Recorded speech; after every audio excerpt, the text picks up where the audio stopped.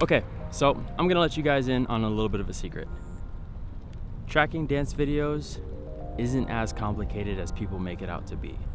So that's what we're gonna talk about in today's video. Now, if you don't wanna hear me ramble, I'm gonna go ahead and put a chapter marker so that way you can go ahead and click and skip right to the editing portion of this video. Otherwise, I'm gonna talk for a little bit. So you can sit back, chill, relax, and take a listen. Gotta run out here for the shot. Man, setting up the camera and placing it down in a bunch of different spots and then taking these videos is really funny. If somebody was just watching me in the distance run back and forth to okay. You might be wondering, you might not be wondering. So Avante, why are you making videos about tracking dance? What you know about that? So for those who don't know, I do dabble in the dance world professionally every now and then, some light. And I do also teach class down here in South Florida every so often. I've also gotten the opportunity to teach in some other places. Shout out to Motive in Orlando. Shout out to Brick House in New York. I did want to try to teach out of the country at some point. This year would have been an amazing year because I was recently just in Japan. That's another story for a different day, but I'll be back. So catch me in Japan. So pretty much the point is I'm relatively involved in South Florida's dance community. I take dance headshots, I shoot dance visuals, I shoot class videos. Anything that relates to dance, I tend to do it down here. So the main reason I'm making this video in the first place is because I always get asked to track people's videos. Avante, it's so hard, I can't do it. Every time I try, it comes out crazy, You can do it, and that's what I'm gonna teach you in today's video. Straight from your phone, no editing software needed. If you wanna use a computer, you can. I do a computer all the time. I might make a video on that too. But this is gonna be straight from your phone, super simple, straight to the point. And I'm gonna show you how to do it right now. Okay, so the app that we're gonna be using today is called Edits, which is basically Instagram's new editing app. Well, not really new, it's been out for a little bit now, but still fairly new with some of the features. They're still adding some stuff, yada, yada, yada, yada. The reason we're gonna be using Edits is because Instagram likes to play with its algorithm. And normally how it works is when you use their features, for example, putting music on your posts or using their stickers when you post stories, just using anything that's related to Instagram, they tend to favor people who do that more, and they tend to push content out like that. For you to be using an Instagram native app to edit your stuff, I'm not saying you're gonna get more reach, but the potential to get more reach and more engagement and more likes, whatever you're looking for, views on your posts, it'll probably be higher. So why not just use whatever Instagram creates, right? Now, I haven't done like a complete deep dive on what Edits offers compared to like CapCut subscription and some of the other apps out there. But for me to go do a deep dive on the differences between the app, that's not the point of this video. I would recommend you use Edits because it's an Instagram native app, and Instagram likes when you use Instagram's things, when you stay on their apps and their platforms. In any case, let's go ahead and get started. So once you have the app, all you need to do is open it up and then create a new project. I already have one here created just because I don't need y'all going through my camera roll while I open stuff up. So in any case, you're gonna create a new project by clicking that plus button at the bottom right-hand corner. And then once you click that, it should take you to this screen right here. So already, as you can see, I'm gonna be using my boy Mikey Moves class video from a long time ago. Shout out to Mikey. He's on tour right now with Rao Alejandro. Shout out to Fifi and Denise and the rest of the team as well. If you haven't seen their show, you're missing out.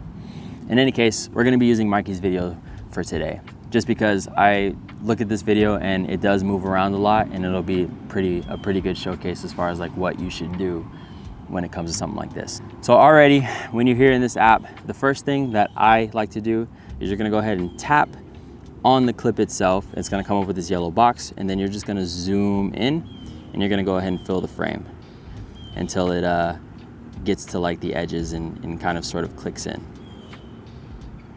Just like that. That's good enough for me.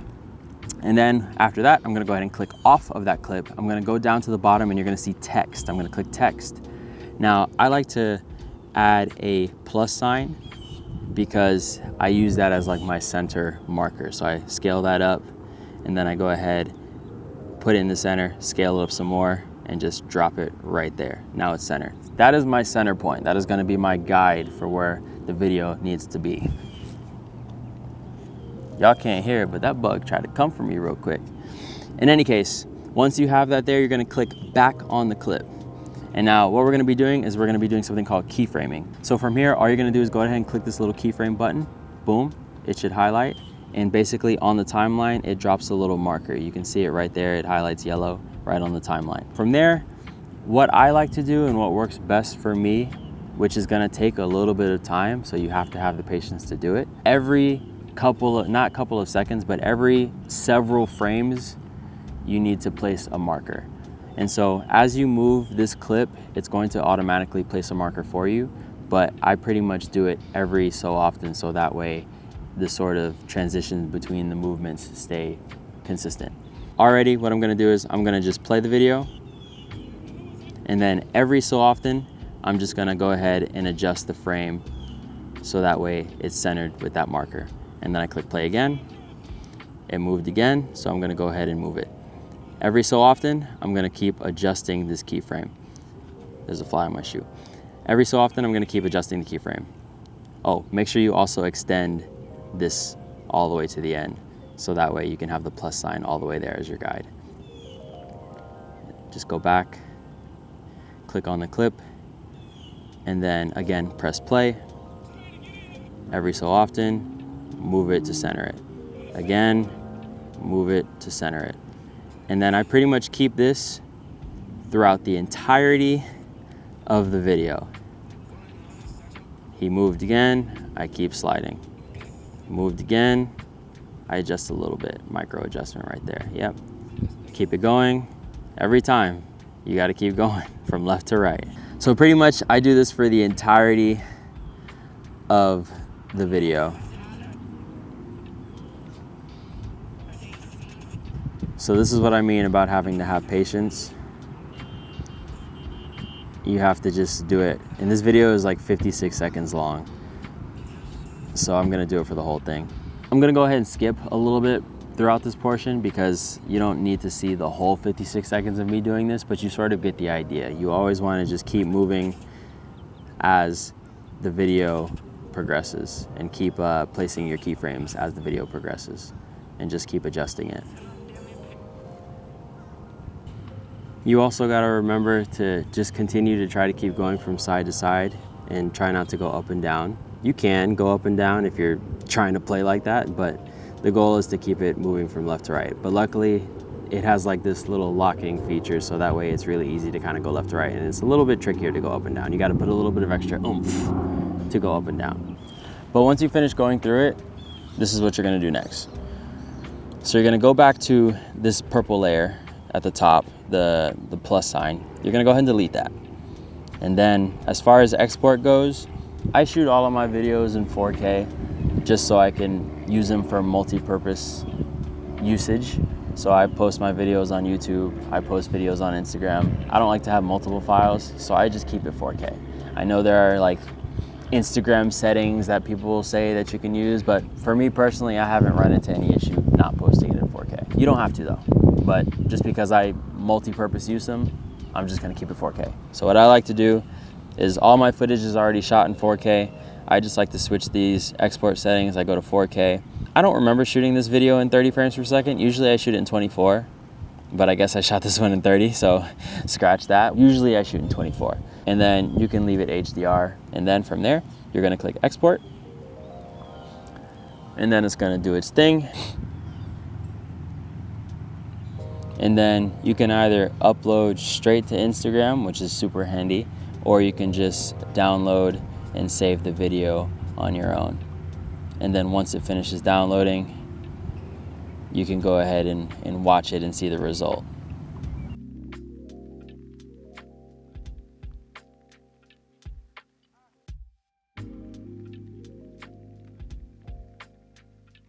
But there you have it. Now you have a amazingly tracked video that you can share to your friends, and you can be like, look what I did. And they're gonna be like, oh, how did you edit that?